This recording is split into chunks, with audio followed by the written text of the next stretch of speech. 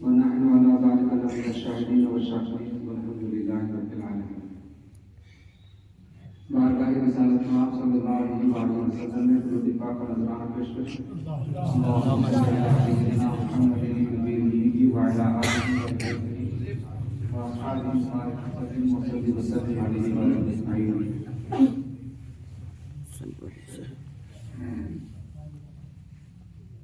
اللہ تبارک و تعالیٰ نے ارشاد فرمایا یا ایھا الذین آمنوا اطیعوا اللہ و اطیعوا الرسول، اے ایمان والو اطاعت کرو اللہ کی اور اطاعت کرو رسول کی.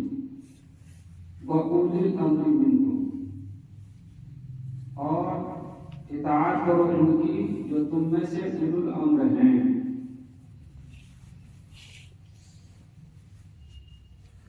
اس آیت کریمہ میں اللہ تبارک و تعالیٰ نے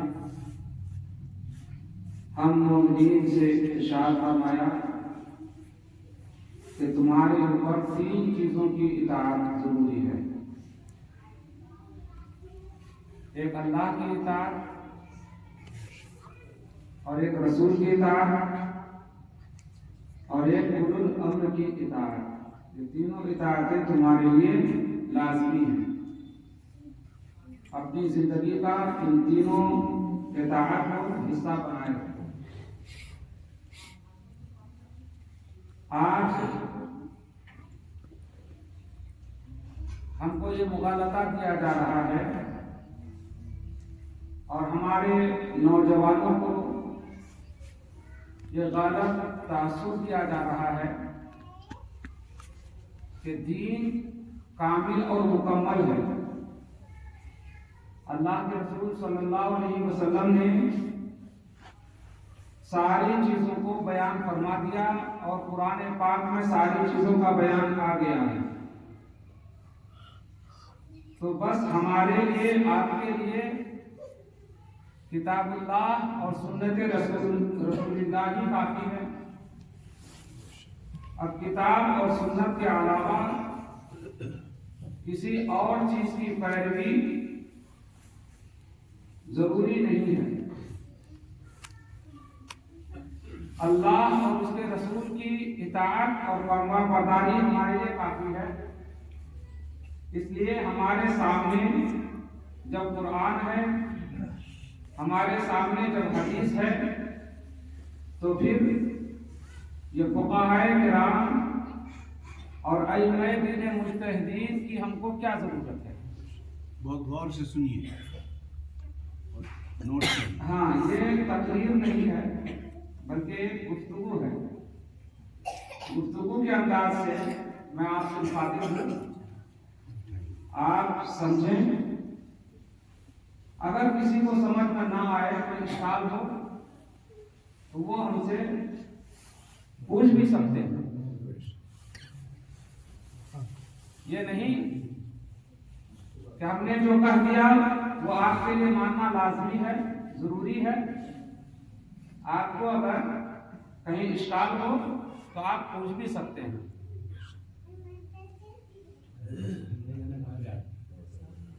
تو ہم سے یہ کہا جا رہا ہے کہ ہمارے لیے کتاب اور سنت کافی ہے،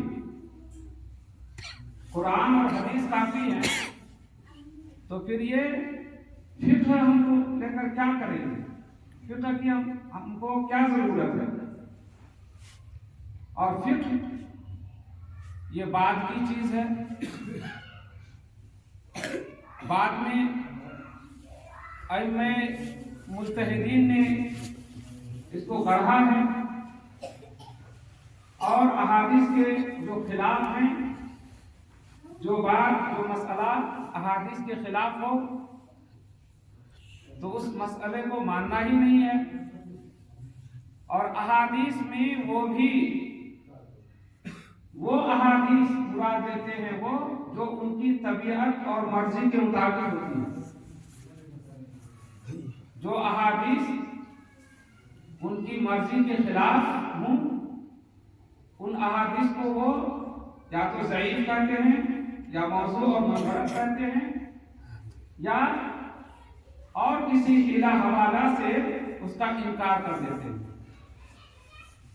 اور نام رکھتے ہیں اہل حدیث، نام رکھتے ہیں اہل حدیث۔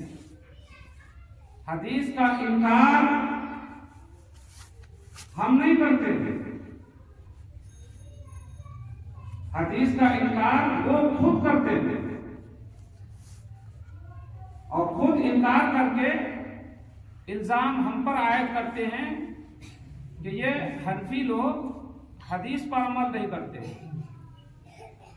حالانکہ اگر فقہ حنفی کا مطالعہ کیا جائے، جو لوگ پڑھتے ہیں فقہ حنفی کا درس لیتے ہیں، جو لوگ عالمیت کرتے ہیں، فضیلت کرتے ہیں، تو ان کو اچھی طرح سے معلوم ہے کہ ہم حتی الامکان کوشش کرتے ہیں کہ حدیث پر عمل ہو اور ہر حدیث پر عمل ہو جائے، لیکن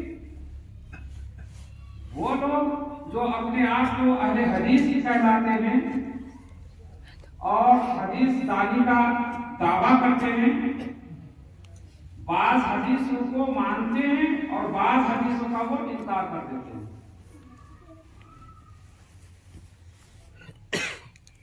تو بہرحال یہ باتیں درمیان میں آئیں گی انشاءاللہ العزیز۔ میں بتا رہا تھا کہ آج ہم پر یہ الزام عائد کیا جا رہا ہے کہ جب اللہ اور رسول کی اطاعت ضروری ہے اور اللہ کی کتاب اور رسول اللہ کی احادیث موجود ہیں، تو پھر تیسری چیز کی ہم کو کیا ضرورت ہے؟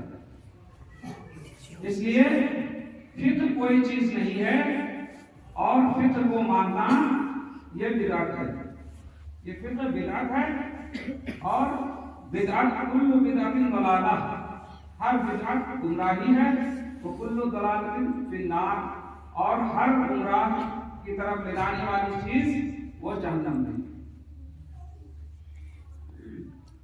تو حضرات گرامی، یہ آیت کریمہ جو میں نے تلاوت کی ہے، اس میں اللہ تبارک و تعالیٰ نے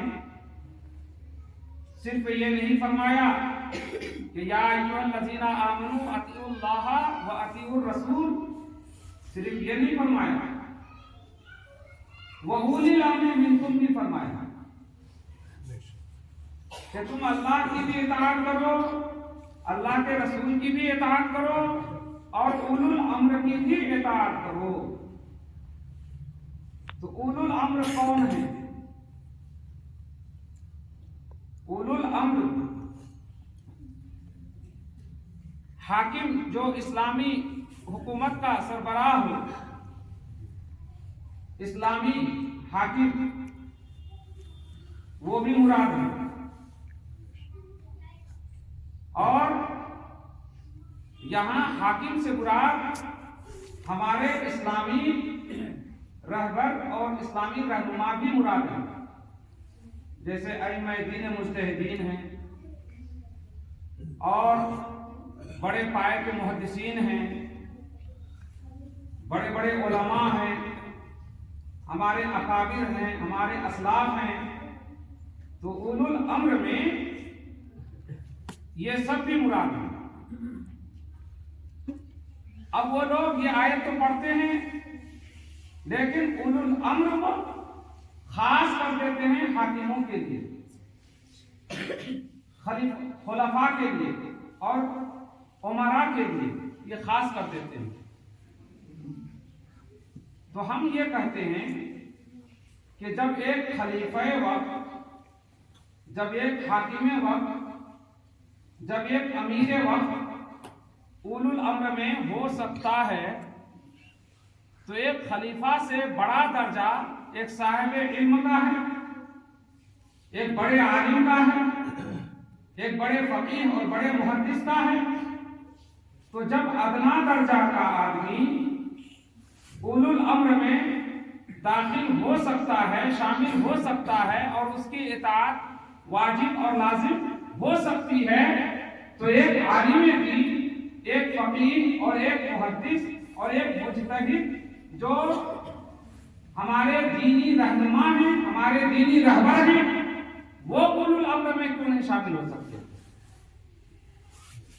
ان سے بڑھ کر فضیلت جب یہ رکھتے ہیں تو یہ اولو الامر کیوں نہیں ہو سکتے؟ اس لیے جب یہاں حکماء مراد ہو سکتے ہیں، سلاطین مراد ہو سکتے ہیں، بادشاہ آنے وقت اور امیر المومنین جب مراد ہو سکتے ہیں، تو یہاں علماء اور فقہاء بدرجہ اولا شامل ہو سکتے ہیں۔ تو آپ معنی کیجئے، اے ایمان والو، اللہ کی اطاعت کرو، اللہ کے رسول کی اطاعت کرو، اور اپنے دینی رہنما اور دینی رہبروں کی اطاعت کرو۔ علماء، ائمہ، محدثین، فقہاء کی اطاعت کرو، جو تمہارے اکابر ہوں، جو تمہارے اسلاف ہوں، ان کی اطاعت کرو۔ تو اللہ تبارک و تعالیٰ نے جب اطاعت کرنے کا حکم فرما دیا، تو اب اگر کوئی دینی رہبر اور دینی رہنما ہم کو کسی چیز کا حل نکال کر کے یہ بتا دیں کہ اس کی تم اطاعت کرو، اور ہم اس کی اطاعت کرنے لگیں، ان کی بات ماننے لگیں، ان کی بات پر چلنے لگیں، تو یہ قرآن کے خلاف نہیں ہے، بلکہ عین قرآن کی مرضی کے مطابق ہے۔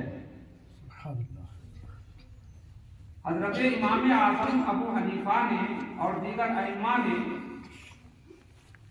مسائل استخراج کر کے، مسائل استنباط کر کے، مسائل نکال کر کے قرآن اور حدیث سے ہم کو دیے، اور ہم بغیر کسی دقت اور پریشانی کے ان مسائل پر عمل کر رہے ہیں۔ ہمارے لیے انہوں نے راستہ ہموار کر دیا، جس پر چلنا ہم کو ہمارے لیے آسان ہے۔ اگر وہ ہمارے لیے یہ راستہ ہموار نہ کرتے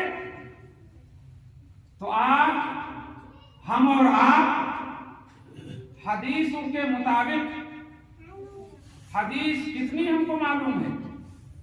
ایک عام آدمی کو کتنی حدیثیں یاد ہیں؟ عام آدمی کی بات چھوڑیے، آج کے جو علماء ہیں، بڑے بڑے علماء کو کتنی حدیثیں یاد ہیں؟ 100 ہیں، 200 ہیں، 1000 ہیں، 2000 ہیں، 5000 ہیں، وہ بھی تو بہت کم ہوں گے، بہت کم حدیثیں یاد ہیں۔ تو کیا جتنی حدیثیں یاد ہیں صرف اتنی ہی حدیثیں ہیں؟ حدیثوں کی تعداد آپ جانتے ہیں کہ حدیثوں کی تعداد کتنی ہے؟ پہلے حدیث کی تعریف سنیے کہ حدیث کس کو کہتے ہیں۔ حدیث کہتے ہیں حضور اکرم صلی اللہ علیہ وآلہ وسلم کے قول، فعل اور تقریر کو۔ قول کا مطلب حضور نے جو فرمایا، فعل کا مطلب حضور نے جو کیا، اور تقریر کا مطلب حضور کے سامنے کوئی کام کیا گیا اور حضور نے منع نہیں کیا، اس کو ثابت رکھا، یہ معنی ہے تقریر کا۔ تو یہ تین چیزیں، قول، فعل اور تقریر، حضور اکرم صلی اللہ علیہ وآلہ وسلم کے قول، فعل، تقریر کو حدیث کہتے ہیں۔ اسی طرح سے ہر صحابی کے قول، فعل، تقریر کو بھی حدیث کہتے ہیں۔ اسی طرح سے ہر تابعی کے قول، فعل، تقریر کو حدیث کہتے ہیں۔ اب شمار کیجئے کہ حضور اکرم صلی اللہ علیہ وسلم کے اقوال کتنے ہیں، حضور کے فرمان کتنے ہیں، فرمودات کتنے ہیں؟ کوئی گن سکتا ہے؟ کوئی گن سکتا ہے کہ حضور اکرم صلی اللہ علیہ وآلہ وسلم نے اپنی حیات مبارکہ میں، حیات ظاہری میں کتنی چیزیں ارشاد فرمائیں، کتنی باتیں ارشاد فرمائیں، کتنے اقوال ہوئے آپ کے؟ حضور اکرم صلی اللہ علیہ وسلم کے تمام اقوال کو جمع گیا کہ ساری باتیں وہ لکھ لی گئی، ساری باتیں جو ہے محفوظ ہو گئی. ایسا نہیں. اور پھر حضور کے فعل، یعنی حضور نے جو کام کیا، پوری زندگی میں کتنے کام کیے حضور اکرم صلی اللہ علیہ وسلم نے. حضور اکرم صلی اللہ علیہ وسلم کے کام کتنے ہوں گے؟ اب ہم اور آپ اپنے اوپر قیاس کریں کہ ہم جو صبح سے لے کر کے شام تک، نیند سے اٹھنے سے لے کر کے سونے تک کتنی باتیں کرتے ہیں اور کتنے کام کرتے ہیں، گن سکتے ہیں؟ ایک دن کے تمام اقوال ہم جمع نہیں کر پاتے. تو پوری زندگی کے اقوال کو جمع کرنا، پوری زندگی کے اقوال کو گننا، شمار کرنا، یہ بہت مشکل کام ہے. اور حضور اکرم صلی اللہ علیہ وسلم کے ہر قول کو حدیث کہتے ہیں، ہر فعل کو حدیث کہتے ہیں. پھر حضور کے سامنے جو صحابہ نے کیا، صحابہ کتنے تھے؟ 1,40,000 صحابہ. ان صحابہ میں سے صحابہ آتے تھے حضور کی خدمت میں. اب کون کس جگہ، کہاں پر، کس موقع پر کون سا کام کیا، اور حضور نے کسی کو منع نہیں کیا. اور سارے کام ہیں. تو اگر حضور ہی کے قول فعل تقریر کو اگر شمار کرنا چاہیں تو یہ ریگ و رمل سے بھی تعداد بڑھ سکتی ہے. اور پھر ہر صحابی کے قول و فعل تقریر کو حدیث کرتے ہیں، ہر صحابی کے. اب ایک ایک صحابی کے قول و فعل تقریر پوری زندگی کی کتنی ہو گئی، گن سکتا ہے کوئی؟ اور پھر ہر تابعی کے قول و فعل تقریر کو. تابعی کس کو کرتے ہیں؟ جو کسی صحابی کی ملاقات کرے ایمان کی حالت میں، اور ایمان کی حالت ہی میں ان کا وصال ہوا ہو. تو اب اتنے صحابہ دنیا کے کونے کونے میں پھیلے، اتنے کتنے لوگوں نے دیکھا ہوگا، ان کی صحبت اختیار کی ہوگی. تابعین کی تعداد کتنی ہے، اور ہر تابعی کے قول اور فعل اور تقریر کو حدیث کہتے ہیں. تو اب اندازہ لگائیں کہ حدیث کی تعداد کتنی ہوگی. یہ نہیں کہ حدیث صرف وہی ہے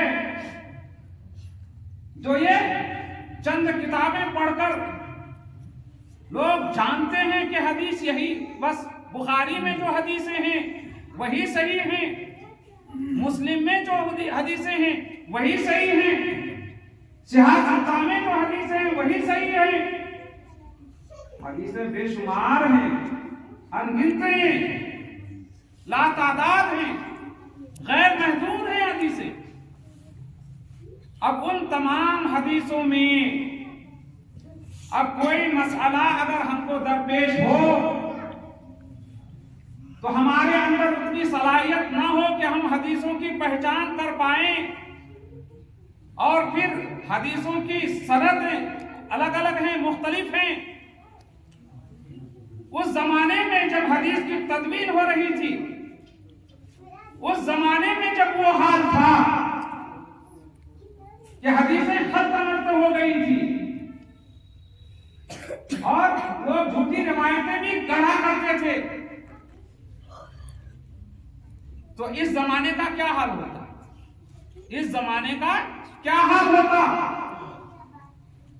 تو اس زمانے میں اگر آج کے دن کوئی شخص یہ کہے کہ ہم حدیث پر عمل کرتے ہیں اور حدیث ہی پر عمل کریں گے اور حدیث اور قرآن ہمارے لیے کافی ہے، تو ایک کوئی نیا مسئلہ ہو آپ کے سامنے پیش ہو تو آپ بتائیے آپ کو کتنی حدیثیں یاد ہیں، کتنی حدیثیں آپ کو معلوم ہیں.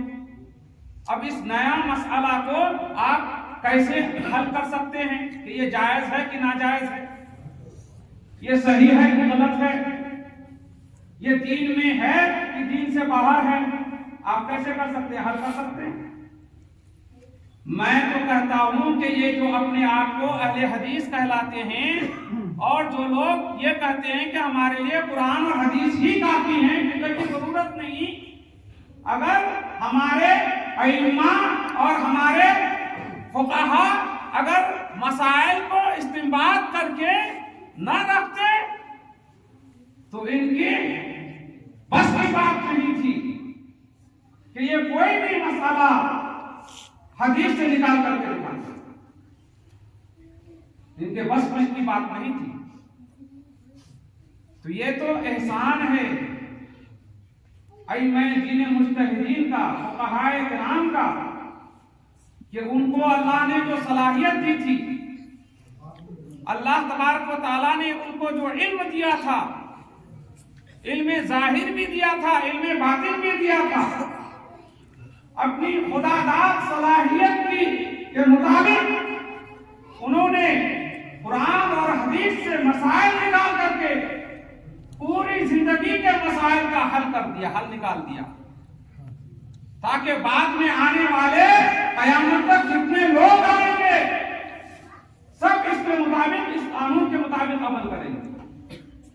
ورنہ آج کے دور میں جب بڑا سے بڑا عالم بھی اگر ہوتا تو یہ حل نہیں کر پاتا، تو عام لوگ کیا کرتے ہیں؟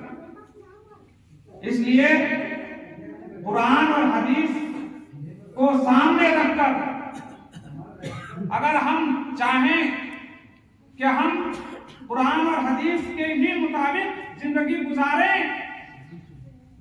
اور قرآن اور حدیث میں جو احکام آئے ہیں انہی احکام کو مانیں اور ہر مسئلہ قرآن اور حدیث سے حل کریں، تو یہ ہمارے لیے مشکل ہے۔ ہاں، اس وقت ہم کو آسان ہوگا جب فقہائے کرام نے جو قرآن و حدیث سے ہی مسائل استنباط کیے ہیں، یہ نہیں کہ انہوں نے جو فقہ مرتب کیا، مسائل کو نکالے تو قرآن اور حدیث کو چھوڑ کر من گھڑت باتیں انہوں نے گڑھ لی، ایسا نہیں ہے۔ صحابہ کرام کے بعد تابعین کا جو دور آیا، تو تابعین کے دور میں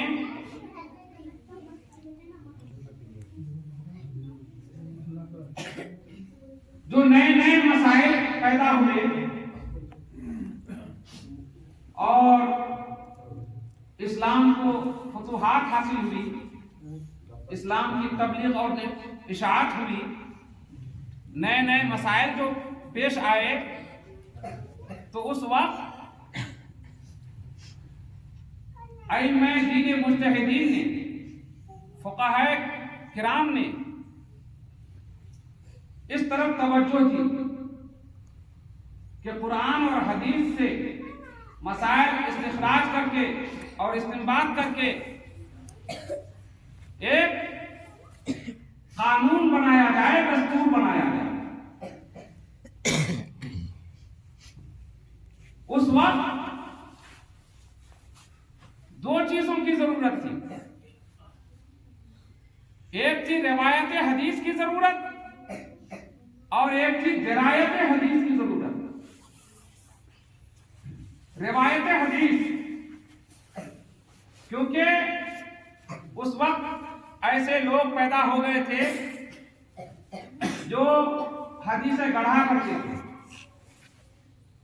وہ حدیث نہیں ہوتی تھی پھر بھی اس کو حدیث کہا کرتے تھے، یا پھر کوئی حدیث ہے تو اپنی طرف سے اس میں ملا جلا کر کے حدیث بتایا کرتے تھے۔ صحیح اور غلط حدیثوں میں، صحیح اور ضعیف حدیثوں میں تمیز نہیں ہو پا رہی تھی، تو اس پر کام کرنے کی ضرورت تھی۔ تو اس پر جن لوگوں نے کام کیا ان کو اہل حدیث کہا گیا۔ ان کو کیا کہا گیا؟ اہل حدیث کہا گیا۔ تو اہل حدیث کا مطلب یہ لوگ جو کہہ رہے ہیں اپنے آپ کو اہل حدیث، تو یہ اہل حدیث نہیں. اہل حدیث کا مطلب ہے کہ جن لوگوں نے حدیث کو مرتب کیا. حدیث اس وقت مرتب نہیں تھی،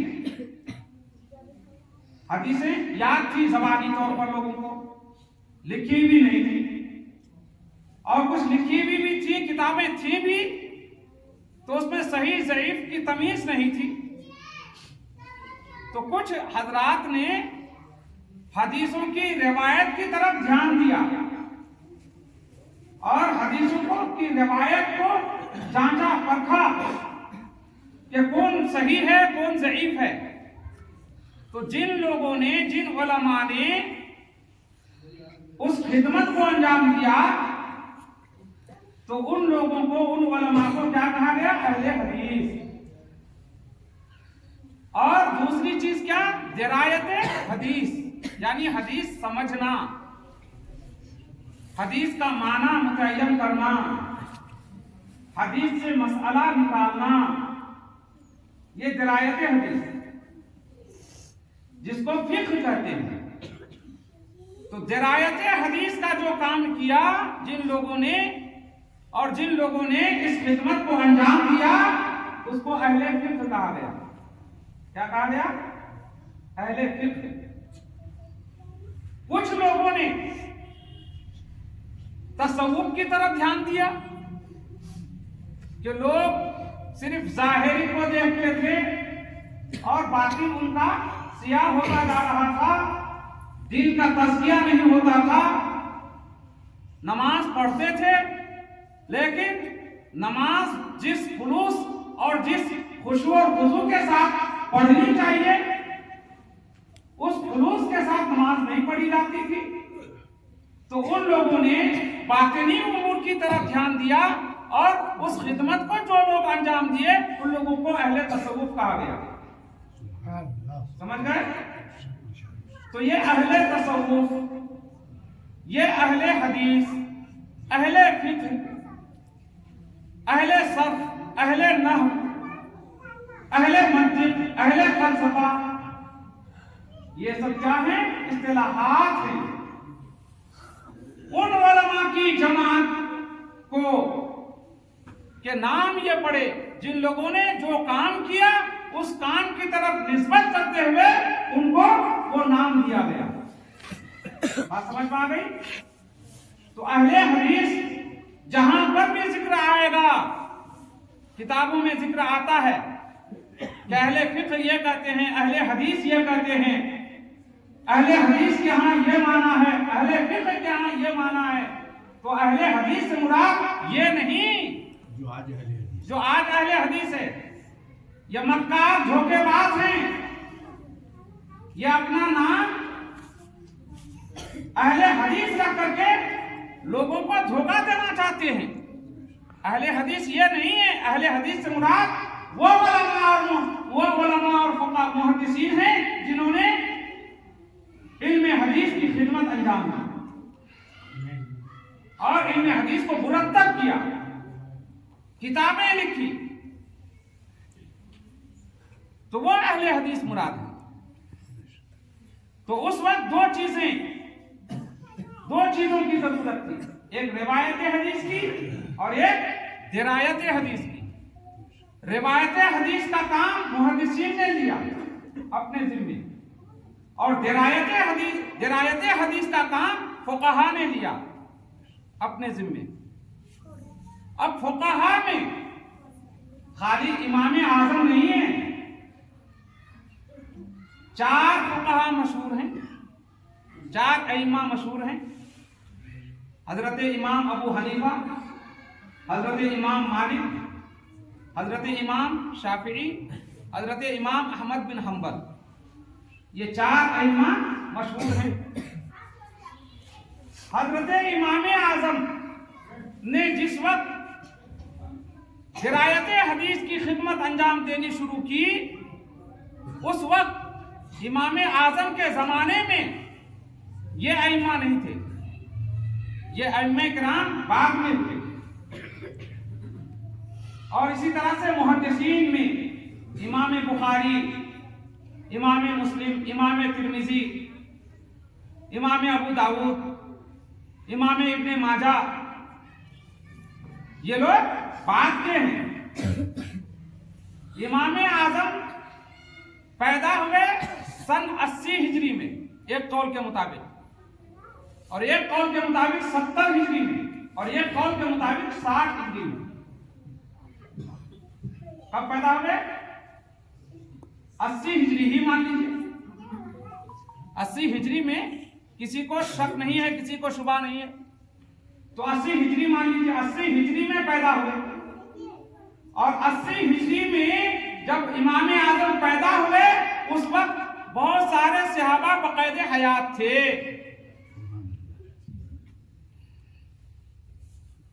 اور حضرت امام اعظم کا وصال ہوا ہے 150 ہجری میں، 150 ہجری میں پیدا ہوا، وصال کیا۔ اب اس بیچ میں صحابہ کا زمانہ کب تک رہا؟ صحابہ کا زمانہ 110 سال تک رہا۔ آخری صحابی حضرت ابو طفیل جو وصال کیے ہیں تو وہ 110 ہجری میں، تو 80 سے لے کر کے 110 ہجری تک کتنے سال ہوئے؟ 30 سال۔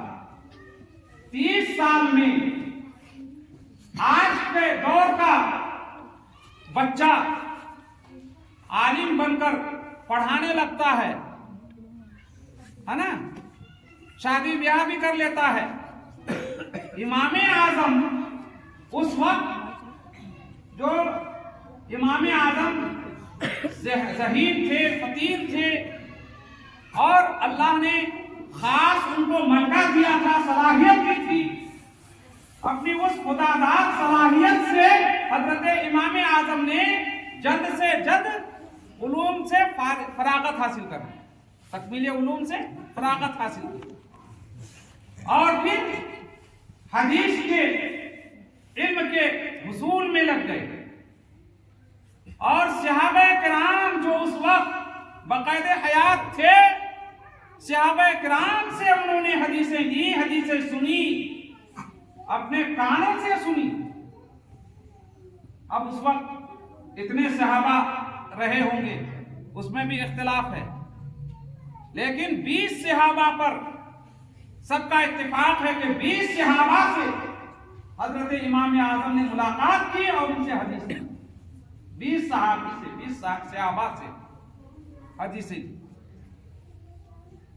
تو اب امام اعظم نے صحابہ کا زمانہ پایا، تابعی ہوئے، جو صحابہ سے ایمان کی حالت میں ملے اور ایمان کی حالت میں ان کا وصال ہو تو وہ تابعی کہلایا۔ تو حضرت امام اعظم تابعی ہیں، اور باقی جو ائمہ ہیں، محدثین ہیں، یہ بعد کے ہیں، یہ تابعی نہیں۔ حضرت امام اعظم تابعی ہیں، تو ان کا تابعی ہونا ہی تو ان کی فضیلت کے لیے کافی ہے، ان کا تابعی ہونا ہی فضیلت کے لیے کافی ہے۔ اور حضرت امام اعظم نے وہ زمانہ پایا جس کو اللہ کے رسول صلی اللہ علیہ وسلم نے خیر القرون کہا، سب زمانے میں بہتر زمانہ، سب سے بہتر زمانہ تو حضور کا، حضور کے بعد صحابہ کا، اور صحابہ کے بعد تابعین کا زمانہ۔ یہ 3 زمانے کو حضور اکرم صلی اللہ علیہ وسلم نے خیر القرون کہا، خیر القرون قرنی ثم الذین یلونہم ثم الذین یلونہم۔ خطبہ سنتے ہیں، خطبہ علمی میں بھی یہ کبھی کبھی آتا ہے، یہ حدیث آتی ہے کبھی کہ سب سے بہترین زمانہ میرا زمانہ ہے، اور پھر جو میرے بعد ہیں، پھر جو میرے ان کے بعد ہیں۔ یہ 3 زمانے کو خیر القرون کہا۔ تو حضرت امام اعظم تابعی ہیں، صحابہ کا بھی زمانہ پایا اور تابعی کا بھی زمانہ پایا، دو خیر القرون پایا، اور کوئی عام آدمی نہیں تھے، جلیل القدر عالم تھے، اپنے ہم عصر علماء میں، اپنے ہم عصر فضلاء میں، محدثین میں، فقہاء میں سب سے اونچا مقام حضرت امام اعظم کا تھا۔ کوئی عام مولوی نہیں تھے، اتنے پائے کے عالم تھے۔ اور تاریخ پڑھیے تو معلوم ہوگا کہ حضرت امام اعظم کو کی ہر فضیلت کو تسلیم کیا گیا ہے، ہر فضیلت کو تسلیم کیا گیا ہے۔ تو اب امام اعظم کی فضیلت کے لیے تو یہی چیزیں کافی ہیں، لیکن اس کے اوپر امام اعظم کی یہ فضیلت بھی ہے کہ خطبے کے بعد میں نے جو دوسری آیت کریمہ تلاوت کی سورہ جمعہ کی، اس میں اللہ تبارک و تعالیٰ نے فرمایا ہے وَآخَرِينَ مِنْهُمْ لَمَّا يَلْحَقُوا بِهِمْ، اور دوسرے لوگ جو ابھی تک نہیں ملے، ان میں سے دوسرے لوگ جو ابھی تک ان سے نہیں ملے، یعنی اللہ تعالیٰ نے جو اس سے پہلے کی آیت میں امیین کا ذکر فرمایا ہے کہ هو الذی بعث فی الامیین رسولا، کہ اللہ وہ ہے جس نے امیین میں یعنی عرب میں ایک رسول کو مبعوث فرمایا، عربیوں میں ایک رسول کو مبعوث فرمایا۔ تو یہاں آخرین کا اللہ نے ذکر فرما کر یہ ارشاد فرمایا کہ یہ رسول امیین کے لیے بھی رسول ہیں، اور ان کے بعد جو آنے والے عرب کے رہنے والے ہیں ان سب کے لیے بھی رسول ہیں، ان سب کے لیے بھی رسول ہیں۔ ایک ہے عربی، ایک ہے عجمی۔ عربی کا مطلب تو جو عرب میں رہے، جیسے بہار میں رہنے والا بہاری، جھارکھنڈ میں رہنے والا جھارکھنڈی، تو یہ یہاں نسبتی ہے۔ تو عربی، عرب میں رہنے والے، تو جو لوگ عرب سے کے رہنے والے ہیں وہ عربی ہیں، اور عرب کے علاوہ جو ممالک ہیں ان سب ممالک کا نام کیا ہے؟ عجم۔ کیا نام ہے؟ عجم۔ تو اس وقت جب جمعہ کی یہ سورہ جمعہ نازل ہوئی تو اللہ تبارک و تعالیٰ نے فرمایا کہ امیین میں ایک رسول آئے، اور یہ رسول صرف امیین یعنی عرب والوں کے لیے نہیں بلکہ تمام عرب و عجم والوں کے لیے رسول ہیں۔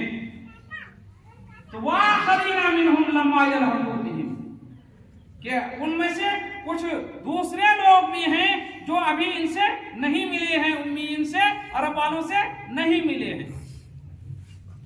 تو اب یہاں پر جب حضور اکرم صلی اللہ علیہ وسلم پر یہ آیت نازل ہوئی اور اللہ کے رسول صلی اللہ علیہ وسلم نے اس کی تلاوت فرمائی، تو ایک صحابی کھڑے ہوئے، عرض کیا کہ یا رسول اللہ، یہ آخرین کون لوگ ہیں؟ یہ آخرین کون لوگ ہیں؟ یہ دوسرے لوگ کون لوگ ہیں؟ تو اللہ کے رسول صلی اللہ علیہ وسلم پہلے خاموش رہے، پھر انہوں نے عرض کیا، پھر حضور خاموش رہے، 3 بار انہوں نے عرض کیا، سوال دہرایا، اور جب 3 بار کہا تب حضور اکرم صلی اللہ علیہ وسلم نے حضرت سلمان فارسی جو وہاں موجود تھے، حضرت سلمان فارسی کی پیٹھ پر ہاتھ رکھا، دست مبارک رکھا، اور فرمایا کہ آخرین سے مراد یہ جو سلمان ہے، سلمان کی پشت سے اور سلمان کی نسل سے جو لوگ پیدا ہوں گے وہ مراد ہیں، اور وہ ان کا حال یہ ہوگا کہ اگر علم ثریا کا بھی ہوگا تو ان کی نسل کے لوگ، ان کی اولاد کے لوگ ثریا سے بھی اس علم کو لے کر آئیں گے۔ اور حضرت امام اعظم ابو حنیفہ حضرت سلمان فارسی کے پشت سے ہیں، اور جتنے اس وقت اور پورے عالم میں آج تک جتنے ائمہ دین علم میں، فقہ میں، حدیث میں مشہور ہیں، ان تمام ائمہ دین میں حضرت امام اعظم ہی صرف عجمی ہیں، باقی ائمہ عربی تھے۔ حضرت امام مالک عربی، حضرت امام احمد بن حنبل عربی، حضرت امام شافعی عربی، ان چاروں میں صرف حضرت امام اعظم ہی عجمی۔ اس لیے ہمارے اسلاف نے، علماء نے اور فقہاء نے، محدثین، مفسرین نے مراد لیا ہے کہ یہاں پر حضرت امام اعظم مراد ہے، وآخرین منہم میں امام اعظم مراد ہے۔ تو جب امام اعظم مراد ہے تو امام اعظم کی فضیلت تو قرآن سے ثابت ہو گئی۔ امام اعظم کی فضیلت قرآن سے ثابت ہو گئی اور امام اعظم کی فضیلت حدیث سے ثابت ہو گئی۔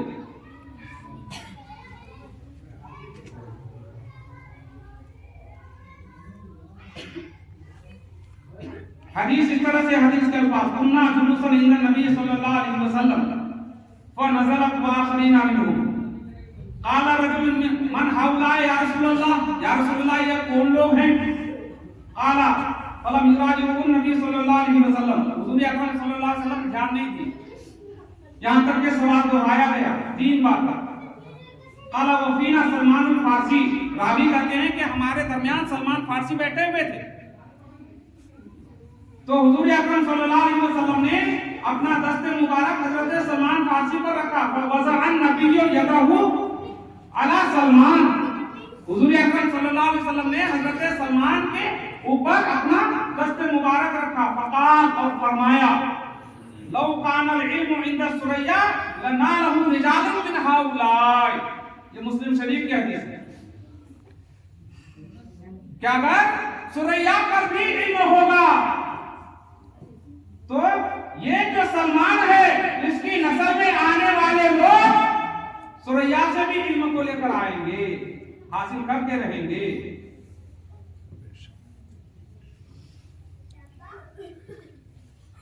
تو اب یہاں اور بعض روایتوں میں ہے لو کان الایمان معلقا بالثریا لنالہ رجال من ابناء فارس، کہ اگر ایمان ثریا پر بھی اگر معلق ہوگا، لٹکا ہوگا، تو یہ ابناء فارس، فارس کے کی اولاد، فارس کے بیٹے یہ وہاں سے لے کر کے آئیں گے، حاصل کر کے رہیں گے۔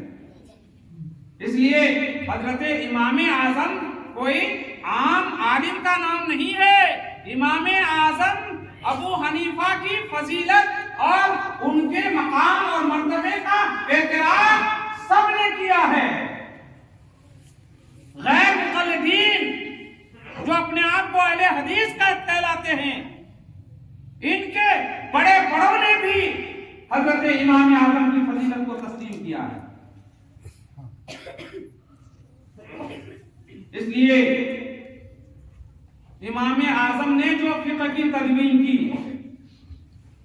تو فقہ کی تدوین کیسے ہوئی آپ کو پتا ہے؟ لوگ تو بول دیتے ہیں کہ یہ لوگ قرآن اور حدیث کے خلاف مسائل گڑھتے ہیں۔ امام اعظم نے کیسے مرتب کیا فقہ کو، فقہ حنفی کی تدوین کیسے ہوئی، اس کا آپ مطالعہ کریں۔ آپ کا مطالعہ نہیں ہو پاتا، آپ کو فرصت نہیں ملتی ہے کتاب دیکھنے کی، جس کا نتیجہ آج بھگتنا پڑ رہا ہے آپ کو۔ اگر آپ کتاب کا مطالعہ کیے ہوتے یا علماء سے رابطے میں رہے ہوتے تو آج یہ دن دیکھنا نہیں پڑتا، آپ کی اولاد آپ کو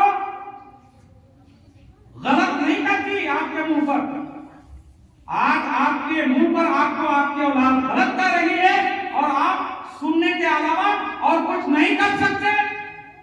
یہ کیوں؟ اس لیے کہ علماء سے آپ نے رابطہ نہیں کیا. یا تو آپ کوشش کیجئے جاننے کی، اندھی تقلید نہیں کیجئے. جس مذہب اور جس مسلک کو مانتے ہیں اس کی تہ تک پہنچنے کی کوشش کیجئے، چاہے اپنی صلاحیت سے ہو. اگر اپنی صلاحیت نہ ہو تو اللہ نے جس کو صلاحیت دی ہے ان سے جا کے پوچھئے. اللہ تعالیٰ فرماتا ہے فَاسْأَلُوا أَهْلَ الذِّكْرِ إِن كُنتُمْ لَا تَعْلَمُونَ. جاننے والوں سے پوچھو اگر تم نہیں جانتے ہو. پوچھو کہ اس کا مطلب کیا ہے، اس کی وجہ کیا ہے، اس میں حکمت کیا ہے. حضرت امام اعظم نے جو فقہ حنفی کی تدوین کی تو صرف اور صرف اپنی مزاج سے اور اپنی مرضی سے نہیں کی، بلکہ اس کے لیے ایک پوری تنظیم بنائی. 40 جید علماء اس وقت کے جو موجود علماء تھے، بڑے بڑے علماء، 40 علماء کو کی ایک ٹیم بنائی، ایک تنظیم بنائی. اور کوئی بھی مسئلہ ہوتا اس کو پیش کیا جاتا اور پھر پوری آزادی رہتی امام اعظم کو. امام اعظم پوری آزادی دیتے. یہ نہیں کہ امام اعظم زبردستی کسی کو منواتے تھے یا کسی پر بوجھ ڈالتے تھے یا کوئی ڈر سے جو ہے کچھ نہیں بول رہا تھا. ایسا نہیں ہے. حضرت امام اعظم نے اتنی چھوٹ دے دی تھی کہ ایک مرتبہ حضرت قاضی عیاض فرماتے ہیں کہ ایک مرتبہ ایک بچے نے، ایک لڑکے نے حضرت امام اعظم نے پہلے مسئلہ پیش کیا تو ایک لڑکے نے کھڑے ہو کر کے کہا کہ اخطأت یا ابا حنیفہ، اے ابو حنیفہ آپ نے غلطی کی، آپ نے غلط مسئلہ بتایا. اب وہ سامنے والے جو تھے ان کو برا لگا کہ امام اعظم ہیں اور یہ بچہ، یہ لڑکا منہ پر کہہ رہا ہے کہ آپ نے غلطی کی. تو اب انہوں نے کہا، ان کو برداشت نہیں ہوا تو حضرت امام اعظم نے کہا کہ اس کو مت ٹوکو، ہم نے اس کو چھوٹ دے رکھی ہے، یہ عادت ہم نے ہی لگائی ہے، یہ عادت ہم نے ہی لگائی ہے کہ اگر کوئی غلطی ہم سے ہوتی ہے تو بلا سوچے سمجھے اس کو ٹوک دیا کرو، کوئی جھجک محسوس مت کرو. اور حضرت امام اعظم پوری چھوٹ دیتے تھے. اب کوئی مسئلہ آتا اس مسئلے کو سب پر پیش کرتے تھے کہ تم لوگ اپنی اپنی صلاحیت کے مطابق اور اپنے اپنے علم کے مطابق رائے دو. سب لوگ رائے دیتے تھے. سب لوگ رائے دینے کے بعد پھر اس میں بحث ہوتی تھی. بحث ہونے کے بعد جس کے رائے پر سب لوگ متفق ہو جاتے تھے اس کو لکھا جاتا تھا، اس مسئلے کو لکھ لیا جاتا تھا. اور اگر اختلاف ہوتا تھا تو اس اختلاف کو بھی لکھ لیا جاتا تھا کہ فلاں کے نزدیک ایسا ہے، فلاں کے نزدیک ایسا ہے، فلاں کے نزدیک ایسا ہے. فقہ حنفی ایسے ہی تدوین نہیں ہوئی ہے، ایسی مدبر نہیں ہوئی ہے کہ لوگ جو چاہیں وہ بول دیں.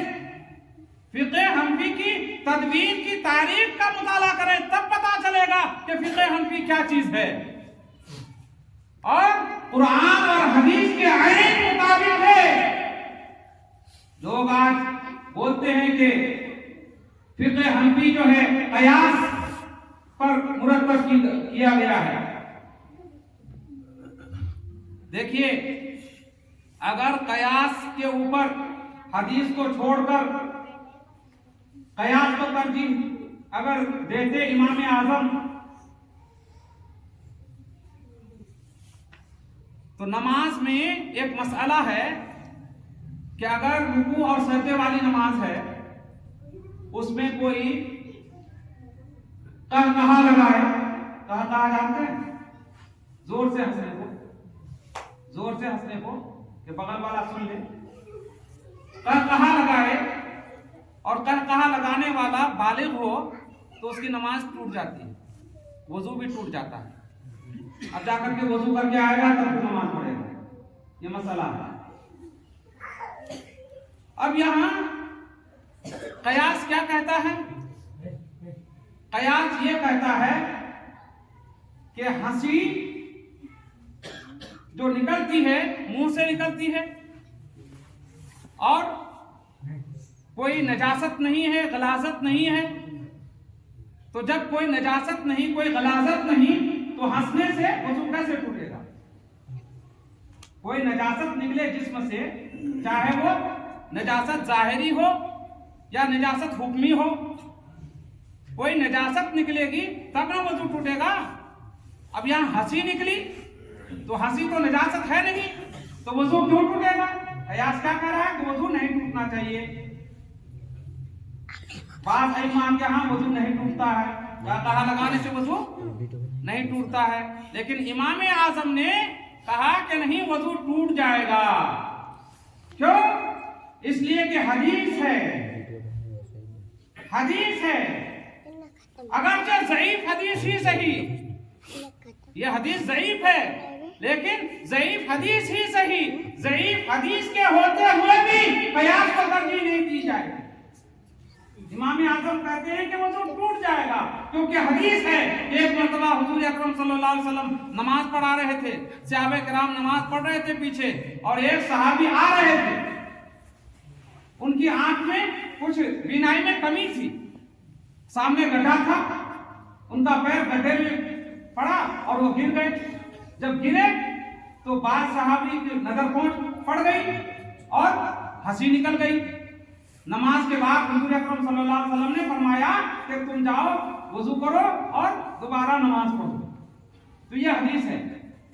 تو اس حدیث کے ہوتے ہوئے امام اعظم نے فرمایا کہ قیاس کو یہاں چھوڑ دیا جائے گا اور حدیث پر عمل کیا جائے گا، اگرچہ حدیث ضعیف صحیح ہے. اب جو لوگ کہتے ہیں کہ احناف حدیث پر عمل نہیں کرتے، قیاس پر عمل کرتے ہیں، تو ان کا کہنا صحیح ہوگا. اور ایک بات نہیں، بہت ساری مثالیں ہیں، بہت ساری مثالیں ہیں. حیض کے بارے میں عورتوں کو جو مہینہ آتا ہے ماہواری، تو اس کے لیے یہ ہے کہ حیض کی کم سے کم مدت ہے 3 دن اور زیادہ سے زیادہ ہے 10 دن. یہ کہاں سے ثابت ہے؟ وہی یعنی قیاس کو چھوڑ کر کے حدیث ضعیف پر عمل کیا گیا. اور بھی مسائل ہیں. تو یہ احناف پر الزام ہے کہ احناف حدیث کو چھوڑتے ہیں اور قیاس پر عمل کرتے ہیں. ایسا نہیں، بلکہ احناف نے قیاس کو چھوڑ کر کے حدیث پر عمل کیا ہے، اگرچہ حدیث ضعیف نہیں صحیح ہے. تو امام اعظم نے جو فقہ کی تدوین کی، فقہ حنفی کی، اتنی باریک بینی سے کی کہ حضرت امام اعظم کے فقہ کو فروغ ملا اور دنیا کے بیشتر حصوں پر حضرت امام اعظم کے فقہ پر عمل ہونے لگا. یہاں تک کہ جو خلافت عباسیہ میں اور خلافت عباسیہ کے بعد خلافت عثمانیہ میں جو سرکاری قانون اور سرکاری جو دستور تھا وہ فقہ حنفی کے مطابق تھا. پوری دنیا میں زیادہ تر حصوں پر فقہ حنفی کا رواج رہا اور فقہ حنفی کو مانتے رہے لوگ. اس وقت سے لے کر کے کب حضرت امام اعظم سن 80 ہجری میں پیدا ہوتے، تو اس وقت سے لے کر کے آج تک، آج بھی اگر آپ دیکھیں تو فقہ حنفی کا بول بالا زیادہ ہے. کیوں؟ اس لیے کہ فقہ حنفی میں حضرت امام اعظم اور ان کے شاگردوں نے ایسا کام کیا ہے کہ بعد والوں کے لیے، عام لوگوں کے لیے تو راستہ ہموار ہوا ہی ہے، بڑے بڑے علماء اور بڑے بڑے ائمہ کے لیے بھی آسانی ہوئی. چنانچہ امام طحاوی کا نام سنا ہوگا آپ نے, بہت بڑے پائے کے محدث ہیں اور حنفی ہیں. پہلے وہ شافعی تھے. وہ حضرت امام شافعی کے شاگرد حضرت امام مزنی کے بھانجے تھے, حضرت امام طحاوی. تو شافعی مسلک تھے,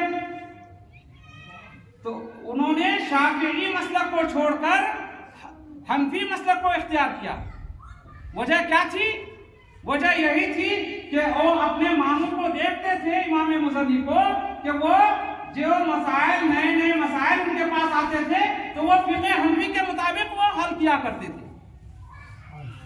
فقہ حنفی کے مطابق, فقہ حنفی کی کتابوں سے حل کرتے تھے. تو حضرت امام طحاوی نے کہا کہ میں پھر اس فقہ کو کیوں مانوں جو فقہ حنفی کے محتاج ہو, تو ڈائریکٹ میں حنفی کیوں نہ ہو جاؤ. چنانچہ حضرت امام طحاوی فقہ حنفی کے مقلد ہو گئے اور فقہ حنفی کو اپنایا. اور فقہ حنفی کو اپنانے کے بعد انہوں نے ایک کتاب لکھی, شرح مانی الآثار. شرح مانی الآثار حدیث کی کتاب ہے, اور اس میں حضرت امام طحاوی نے وہ تمام مسائل جو مختلف کیے ہیں, جیسے ہاتھ اٹھانا, ہاتھ باندھنا, سورہ فاتحہ پڑھنا امام کے پیچھے, بیٹھنا, وضو, طہارت اور دیگر مسائل, جنازہ وغیرہ, سارے مسائل ہیں. 2 جلدوں میں ہے طحاوی شریف. طحاوی شریف مدرسوں میں پڑھائی جاتی ہے. خانقاہ مجیبیہ کے دارالعلوم مجیبیہ میں زیر درس رہتی ہے طحاوی شریف. تو طحاوی شریف میں انہوں نے یہ طریقہ اپنایا کہ سب سے پہلے جو مخالفین کی حدیثیں ہیں ان کو پیش کیا. ان کو پیش کرنے کے بعد پھر اپنی حدیثیں پیش کی. اپنی حدیثیں پیش کرنے کے بعد پھر اس کا تجزیہ کیا, اس کا حل نکالا. دونوں کو کا معائنہ مقابلہ کر کے وہ حل نکالا ہے. تو طحاوی شریف ہے. تو بڑے بڑے ائمہ اور بڑے بڑے محدثین نے حضرت امام اعظم ابو حنیفہ کی مدح سرائی کی ہے.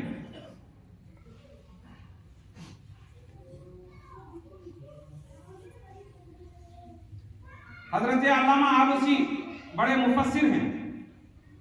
وہ جو آیت میں نے پیش کی ابھی, وآخرین منہم لما یلحقوا بہم, اس آیت کی تفسیر میں فرماتے ہیں کہ وہ من اجل مصادیق الآخرین الائمۃ المجتہدون وفی مقدمہم الامام ابو حنیفہ.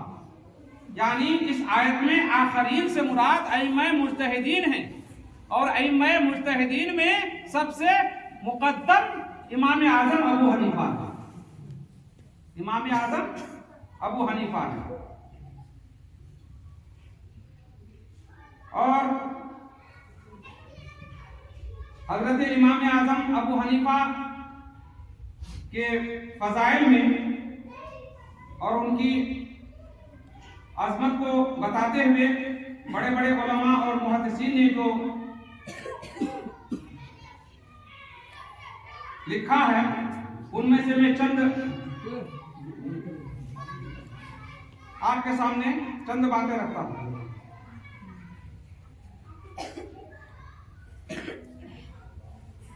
درود شریف پڑھیے. اللہم صلی علی